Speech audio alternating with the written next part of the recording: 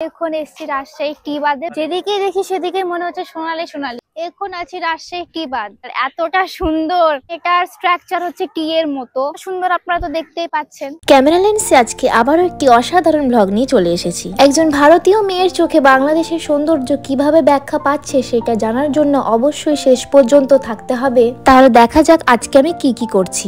এটা এখন পদ্মার ধার, ওই দিকটাতে পদ্মা আছে, আর আমরা এখন যাচ্ছি আসল পদ্মার ধার, যেখানে শুধু পদ্মার জল আর জল।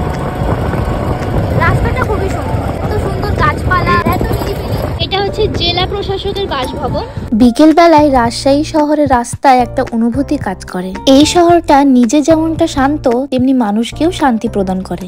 এই শহরের একটা গুরুত্বপূর্ণ জায়গায় যাচ্ছি। এখন কোথায় এসছি? এখন আমরা পদ্মার ধার এসছি, আর যেদিকে দেখছি চকমকি সোনালি, এখন সোনালি আভার মতো লাগছে।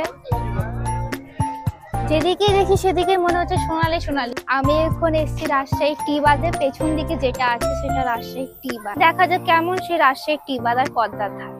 পদ্মার ভাঙন থামানোর জন্য এই বাঁধটা তৈরি করা হয়েছে, আর এখান থেকে দেখলে বোঝা যায় রাজশাহী শহরটা ঠিক পদ্মার ধারে অবস্থিত। রাজশাহী টি বাঁধ হলো পদ্মার সবচেয়ে বিপজ্জনক ভাঙন এলাকাকে রক্ষার জন্য বানানো একটি টি সেফট প্রতিরক্ষা কাঠামো। এটা মূলত একটি গ্রোইন যা নদীর স্রোতকে নিয়ন্ত্রণ করে, পার্কে সুরক্ষিত রাখে। এখানে কিছু স্ট্রিট ভেন্ডার বিভিন্ন রকম খাবারের পসরা নিয়ে বসে আছে। এসব খাবার দেখে যে কারো জিভে জল আসবে। এখানে দাঁড়ালে খুব সহজেই বোঝা যায় কতটা শক্তিশালী এই পদ্মা স্রোত। আর সত্যি কথা বলতে কি, আমার চোখের থেকেও অনেক বেশি গভীরে নদীটা। একটা শহরের বুক জুড়ে কতই না গল্প।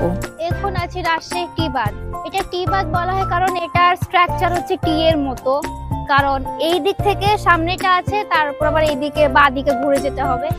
এই স্ট্রাকচার টি এর মতো, তো এটা টি বাদ। আর এতটা সুন্দর, এতটা সুন্দর, আপনারা তো দেখতেই পাচ্ছেন। চারিদিকে শুধু পদ্মার জল, পদ্মার জল, আর এটাই হচ্ছে পদ্মা।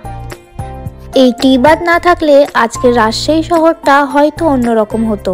সামনে যে বিশাল নদীটা দেখছো, এটাই হলো পদ্মা, যাকে ভারতের মধ্যে আমরা পবিত্র গঙ্গা বলে জানি। এই পদ্মার সেই বিশ্ববিখ্যাত ইলিশ, যা কম বেশি সকলেই পছন্দ করে, যার স্বাদ অতুলনীয়।